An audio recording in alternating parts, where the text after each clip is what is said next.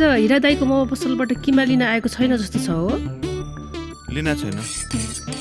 किन आज किमा नचाहिने हो कि क्या हो? चाहिन्छ, आउँदैछ अब एकछिनमा आउँछ। राम्रो पिस खाने भयो आज।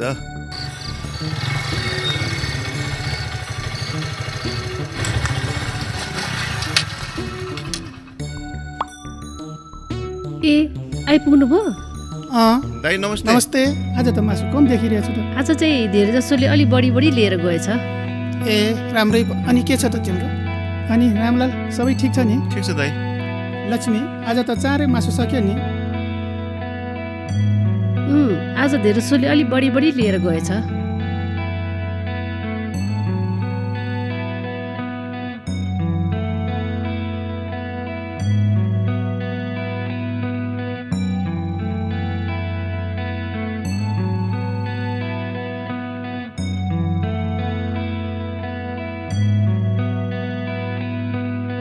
ठाउँमा भाडा बिला म बिला अलि राम्रो राखिदियो है। ओहो महिना पनि मरिसकेको रहेछ। पहिला महिनाको त्यत्रो बुझाउन त्यो मान्छेले भाडामा राखेको छ। कति चाँडै महिना सकिएको। यसलाई त हेमराजले लगे पनि हुन्छ। तिर्नु छ। आउनुहोस् बस्नुहोस्। म बस्न आएको होइन, म पैसा लिन आएको भाइ। आज भन्दा भोलि भन्दा 1 वर्ष बित्न लागिसक्यो। मैले त पैसा चाहियो, म बस्न भ्याउँदैन। सुन्नु न, मेरो पनि पैसा लिनुपर्ने ठाउँबाट आएकै छैन। ए के सुनेर? पैसा आउन साथ अरूलाई नजिकन पहिला म तपाईँलाई नै दिन्छु। सधैँ तिमीलाई मात्र यस्तो भइरहन्छ। हामीले त पैसा चाहिएको छ, अरू कुरा हामीलाई थाहा छैन। के गर्ने ल, के दिने भन्नु? घरपट्टि बा पहिला बस्नु न। सुन्नु न, तपाईँलाई भने पैसा मैले एकमुष्ट जम्मा गर्दैछु। त्यो पैसा आएपछि अरूलाई नजिकन पहिला म तपाईँलाई नै दिन्छु। सुतालमा मनु। त्यो साउजीलाई 2 पाउ कलिलो मासु राखिदेऊ त ल। हस्। यहाँ म मासु लिन आएको होइन, पैसा लिन आएको, भाडा लिन आएको। मासु लाँदैन म। तिमीहरूले नै खाऊ तिमीहरूको मासु, म लाँदैन। ए साउजी नरिसाउनु न, यस्तै त हो नि। खोइ रामलाल मासु देऊ त। परेन रामलाल। लानु न लानु, म आएर भाडा दिइहाल्छु नि। लानु लिनु नरिसाउनु न। भाडा लिन आउने मान्छेले कहाँ मासु दिएर पठाउनुला? नलिने मासु 2 पाउ मासु दिएर त्यतिले मान्छे खटमी रहेछ। भाडा दिइहाल्छु नि साउजी। पैसा हुँदै नि किन दिनु भएको? खुरुक्कन नदिकन के मरेपछि सँगै लान पाइन्छ र? चुप लाग, खुरुक्क आफ्नो काम गर न।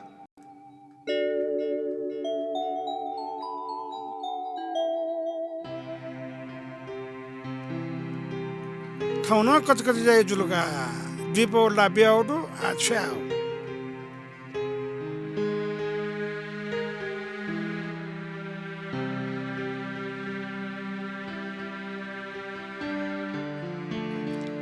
आज पनि घर भाडा दिएन जस्तो छ। न्याउ र मोक्छ। ए बुढा, आज पनि धर्मराजले भाडा दिएन?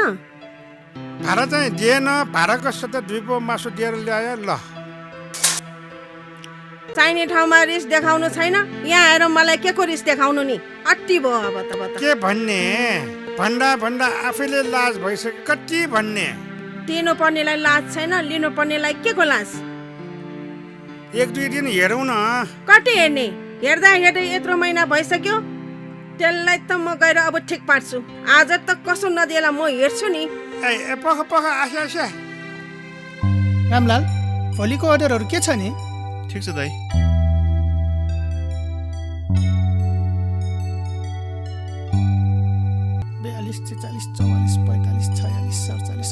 ए धर्मराज, के हो?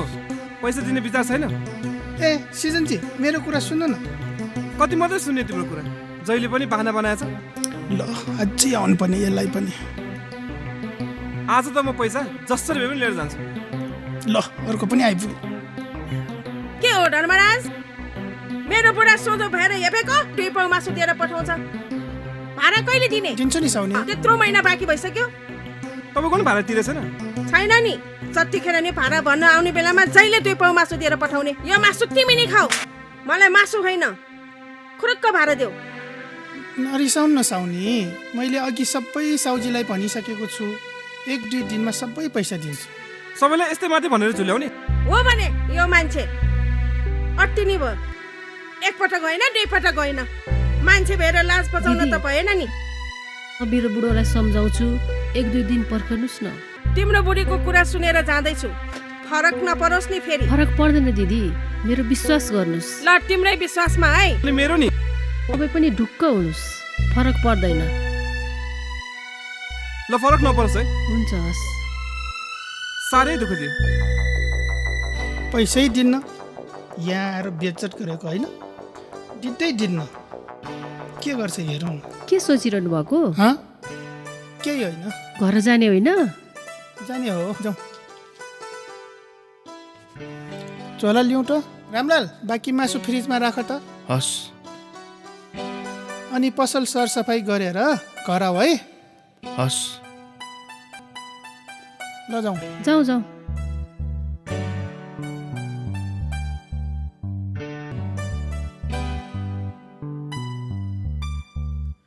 ल काम सकाएर आऊ है। हस्।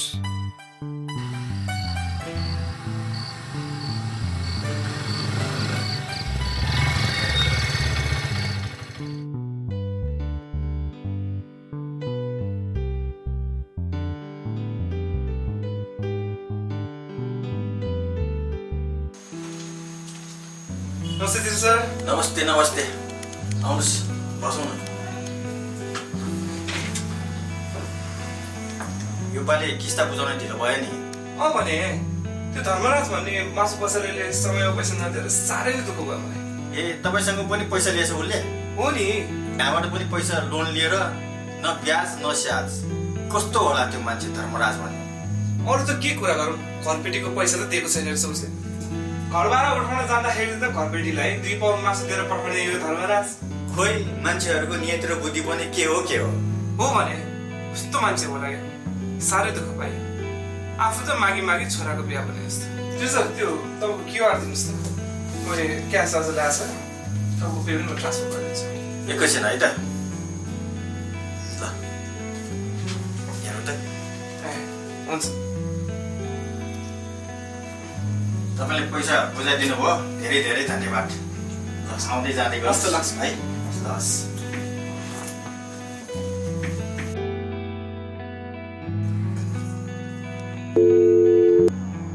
कसको फोन हो यो? किन नउठाउनु भएको?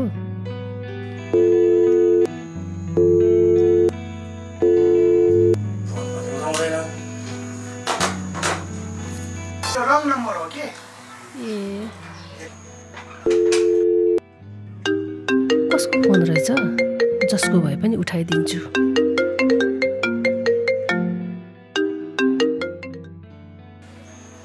हेलो हेलो, को बोल्नु भएको होला?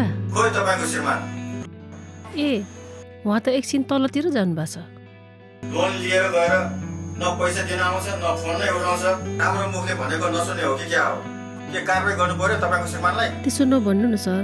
भनिदिनु न तपाईँको श्रीमानलाई छिटो पैसा तिर्नु आउनु भनेर। ए हुन्छ सर, म भनिदिन्छु।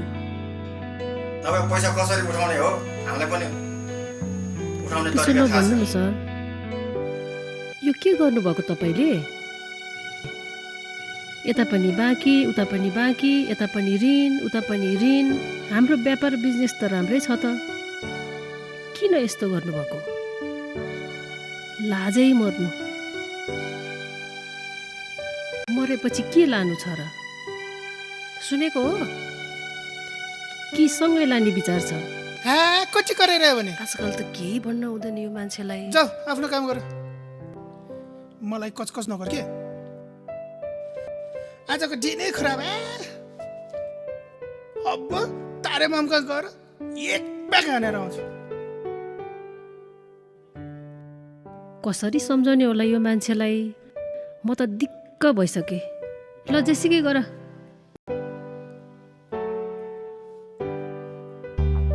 ओ तारे माम, खोइ एक प्याक ल्याउनु न, एकदम मुड अफ भयो यार।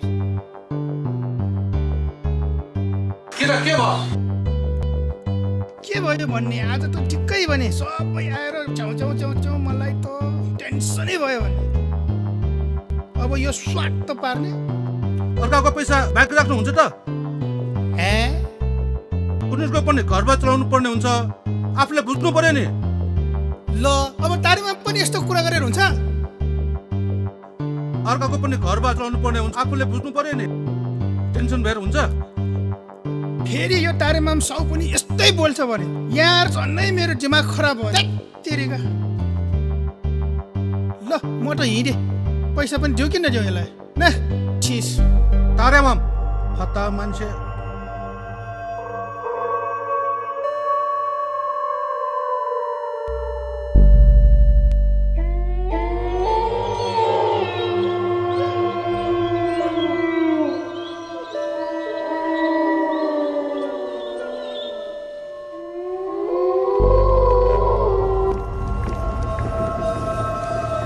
होइन आज किन कुकुरहरू स्टोरी गरिरहेको? मौसम पनि कस्तो डर लाग्दो, के हुन लागेको होला यस्तो। यस्तो कुकुरहरू गयो भने असुर हुन्छ भन्छ, के हुन लागेको खै। जेसु होस्, छोड्दे टेन्सन।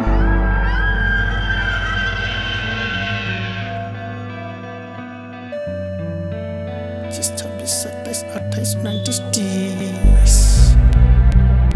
बालक तिम्रो समय सक्यो। समय सके थपाउला, हाँ? ब्याज चाहियो भोलि आउनु, प्याउँदैन। म यमलोकबाट आएको यमराज। तिमी यमराज, म धर्मराज, के भयो?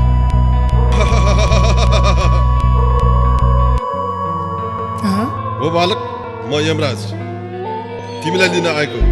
ओहो, यति छिटो महाराज? महाराज, मेरा कति इच्छा चाहनाहरू छन् बाँकी, अझै अधुरो छ, त्यो पुरा गर्न दिनु न। तिम्रो इच्छा रहरहरू पुरा गर्ने समय छैन। महाराज, उसो भए यो मैले कमाएको धन सम्पत्ति लिएर म स्वर्गमै इच्छा पुरा गर्छु। यमलोकमा धन सम्पत्तिको काम छैन, त्यहाँ त मान्छेले गरेको पाप र धर्मको मात्रै हिसाब हुन्छ। महाराज, अस्ति भर्खर यो मेरो सालीको बिहेको लागि सिलाएको सुट एउटा त लान पाउँछ नि मैले? केही पनि लिएर जानु पाउँदैन।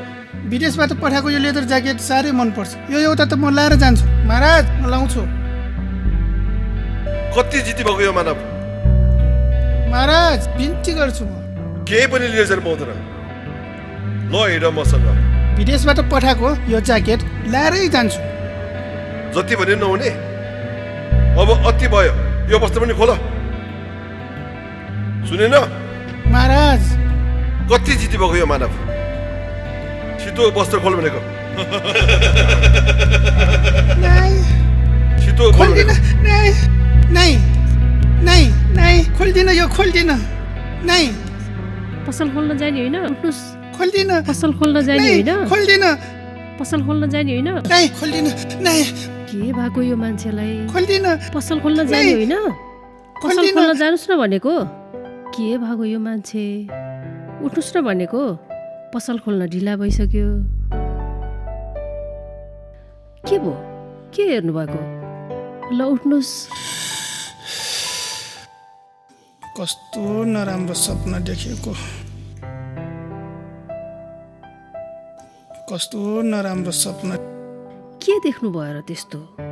भन्न हुने हो कि नहुने हो? के देख्नु भयो र त्यस्तो? मलाई त सपनामा हजुर। यमराज आएर लिन आएको। उम्, खाली हात आउने, खाली हातै जानुपर्ने रहेछ। केही लान नपाउने, यो लाएको वस्त्र पनि लाएर जानु पाउँदैन रहेछ। अब मैले नि जसको पैसा दिन बाँकी छ नि, त्यो सबैको तिर्दिन्छु। कसैको 1 रुपियाँ नि बाँकी राख्दिनँ। कसैलाई दुःख पनि दिन्न, कसैको पैसा बाँकी पनि राख्दिनँ म। हामीले यहाँ कमाएको सम्पत्ति त केही लानै नपाउने रहेछ। धन्न, सपनामै भए पनि राम्रो ज्ञान पाउनु भएछ। बल्ल बुद्धि पलाएछ मेरो बुढा। जानुहोस् पसल खोल्न, जानुहोस् न भनेको। ढिला भइसक्यो। म पसल खोल्न गएँ है, तर एउटा चाहिँ म आजदेखि प्रण गर्छु, अबदेखि कसैको पैसा बाँकी पनि राख्दिनँ, कसैलाई दुःख पनि दिन्न। हाम्रो जीवन अब टेन्सन मुक्त गरी बिताउने है।